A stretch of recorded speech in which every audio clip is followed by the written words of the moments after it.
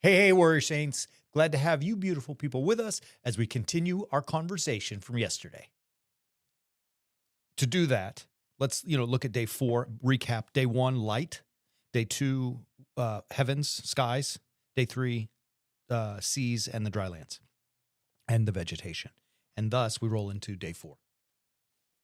And God said, "Let there be lights in the firmament of the heavens to separate the day from the night, and let them be for signs and seasons, days and years, and let them be lights in the firmament of the heavens to give light upon the earth." And it was so. And God made the two great lights, the greater light to rule the day, and the lesser night to rule the night. He made the stars also. And God set them in the firmament of the heavens to give light upon the earth, to rule over the day and over the night, to separate the light from the darkness. And God saw that it was good. And there was evening and there was morning, a fourth day. Now, it's a strange position to put the greater and lesser lights and the stars in the sky. Why on day 4? Well, I mean, that's kind of for me where my mind immediately goes. He creates light in day 1, but the things that give light don't come into play until day 4. How Absolutely. does that play out? Why does that play out? I mean, you nailed it, right? And think about this. So like he creates daylight on day 1, as you said, and the things that give light, the sun, it's not there yet. So there's something going on there. The second part of it is you'll notice on day 3, he creates vegetation. But we all know and have known that it takes the sun to help grow the crops. Yeah. So what he's done here is tremendous. He, the authors, God, is tremendous.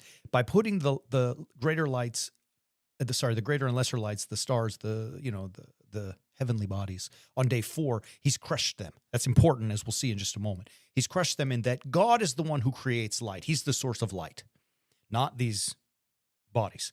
And number 2, he also is the one who gives life through the vegetation, i.e. the food. It's not, you know what I mean? So why is that important? I think it's important. And also notice he doesn't name them the sun and the moon. Right. He says the greater light and the lesser light. Why is that happening? My contention is that, and most scholars, or at least many scholars of scripture, will say that what we have as Genesis chapter 1 was probably written or at least redacted during a period of time when the Israelites were captured and exiled in Babylon, right? I think it was probably later than that, even much later, but regardless, that's what the majority of the thrust is. So, around the 5th and 6th century BC. And the people of God were captured and they were slaves in Babylon. And the Babylonians had this pantheon of which they had many deities, 2 of which are Uta and Nunna. I love the way you say those names. Say it again. No, I'm not going to say it again. You say it.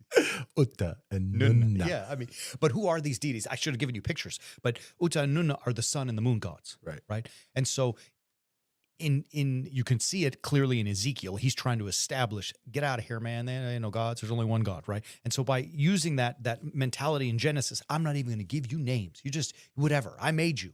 You're nothing, right? And I plopped you in the skies, and you're going to do some things for me. But I'm God. I'm in control. You don't produce vegetation and give life in food, and you don't give light. I gave light, right? So it's a deliberate, emasculation of deities, other gods. And people are going to say, yeah, but Father Chris, there's only one God. Well, you know that, and I know that, or at least we believe that, right? But that didn't start until Ezekiel. Yeah. Right? In their world and in their context, there were gods all over the place, right? Every city or city-state had its own deity or deities, right? So this idea of monotheism, it didn't exist. And so God is crushing and emasculating all of them. So essentially, it's being written in a way that is emasculating the gods of another place, who is holding down the people who follow the one true God captive, as a way to give them hope, to give them a promise that, look, our God is not just the God, he is the God. He is bigger than all the other gods that people are claiming are gods. And in the way, like I think a couple weeks ago or last week, we talked about the way that people understood God was that if there was a war, the 2 warring armies would come together, and the warring army that won, it was because their God beat the other people's gods in battle in In the heavens. in the heavens. And this is a way to say from the get-go, our God has beaten down this God, and he will take care of you and he will sustain you. And then, you know, that's where the vegetation starts to come in. That's where all the stuff starts to come in. And he's laying this out, the author of Genesis, and God is laying this out to explain that our God is the God. He is the God to be followed, and goes beyond all of this other stuff. Goes far beyond what anyone else's claims of who their God might be are actually able to pull out. Does that make sense? You're reading it like Aesop. I mean, Yeah. that's the whole point. Now you're starting to say, what's going on here? So sorry, it's No, kind of say- interesting. If you remember a few years ago, there was the Bible Mhm. series that was on the History Channel or Mhm. something, which is funny in and of itself. The Bible on the History Channel, but it was fascinating to me and really well done the way that they started everything. And the start of the show didn't start with Genesis. It actually started with raging waters and this giant boat filled with animals raging and rocking and going in these raging waters on the sea. And then you hear the voice. And if you had on closed captions, it said Noah, colon. And it said, in the beginning, God created the heavens and the earth. So the way that they were even interpreting Genesis without maybe even knowing that they were interpreting Genesis this way is that the story of Genesis was a message of hope that Noah was telling to those to say, God will take care of us even in the midst of this flood. Right. Absolutely. And you can see it, if my theory is correct, that it was written in a period when they were in Babylon and captive, or at least captive under somebody, whether the Yeah. Babylonians or, during the Persians or Alexander the Great, when all that stuff came through later.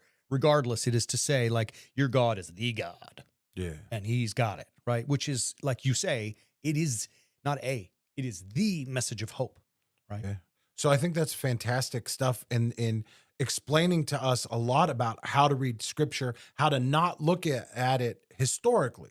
Because if it's a story that is promising a message of hope, reminding us that our God is the God, then, we shouldn't read it literally, Yeah, absolutely. I mean, it's not to say that I mean, I don't believe it, but I'm willing to concede that God did create the earth exactly 7 days, 10,000 years ago, in the exact way that, I mean, maybe it is factual, but regardless, like, I don't believe that, but like, either way, regardless, this text that we're reading is not written with that in mind. It's written, as you said, to tell us a meaning.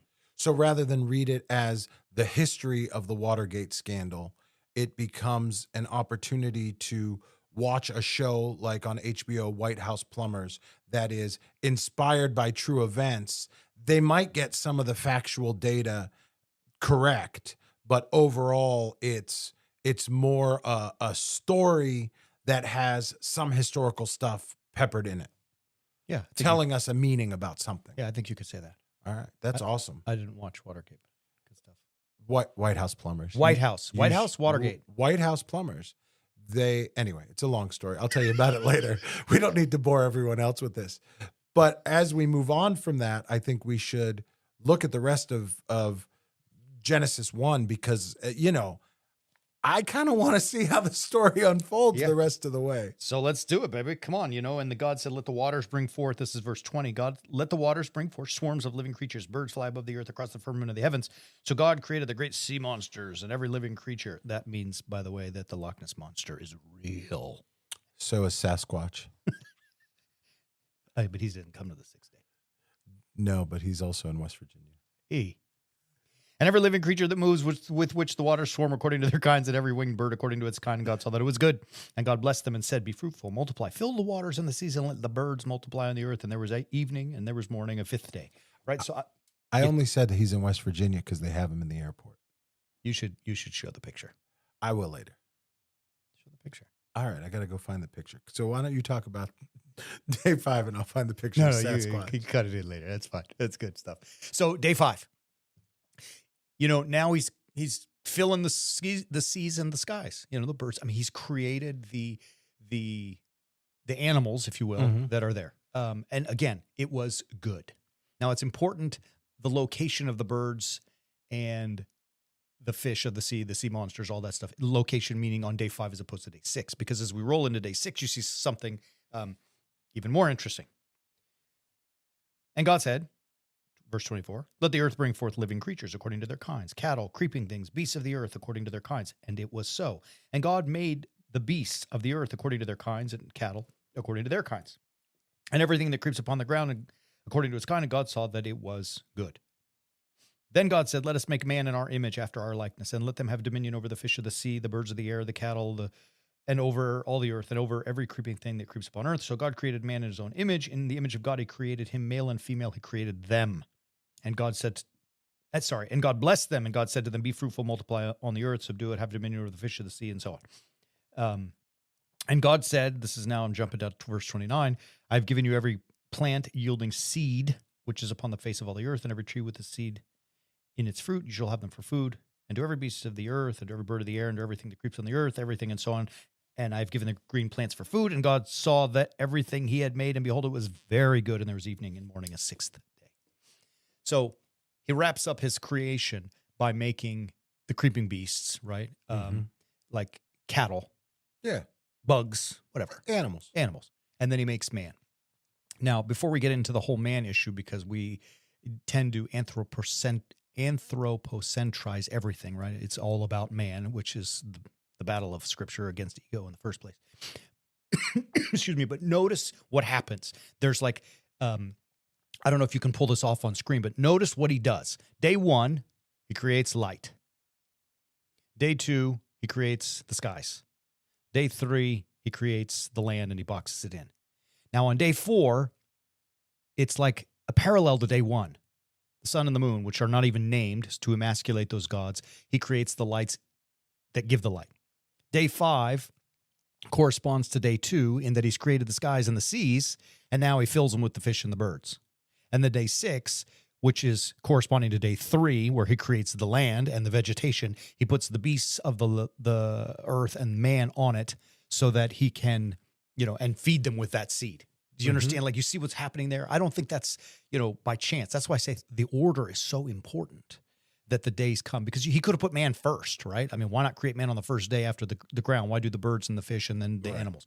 So, I mean, it's deliberate, I think. And ultimately, all of this creation is very good, right? So, like, that's going to be important later when you get into Genesis chapter 2. Maybe we'll talk about that another day. Yeah. And I think it's interesting, too, the way that you just said that. All of creation is completed, and he says it's very good. In our hubris, which I think we should come back to later, we think that it is very good because that's the day that he created man. Yeah. And we tend to think and talk about it as though, like, look, God created man, therefore he gave man all of these things, and then he said, now it's very good.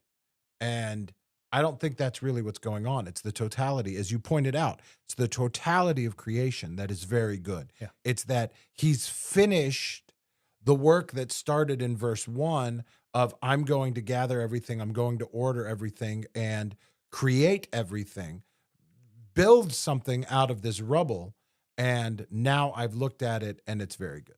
I mean, you said it better than I could say it, I think.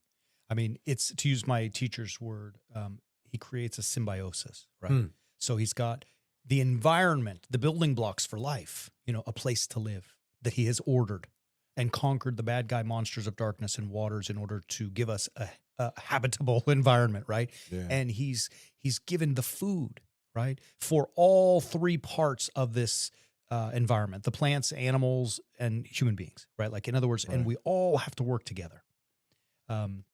Interesting, too, as I said earlier, we tend to, well, I don't know. I think that's good stuff. I think it's fantastic because at this point, creation's done. He's done everything. The only thing that we didn't look at is the 7th day, which I think is equally fascinating in and of itself. But maybe we can talk about that at another time. Yeah. Yeah. Talk about that next. Hey, Warrior Saints. Thank you so much for being with us. If you enjoyed this, please like, subscribe, and share. It helps us get the word out there. And if you want more, Visit us at warriorsaints.org and subscribe to Understanding the Bible. Thank you so much. We'll see you soon.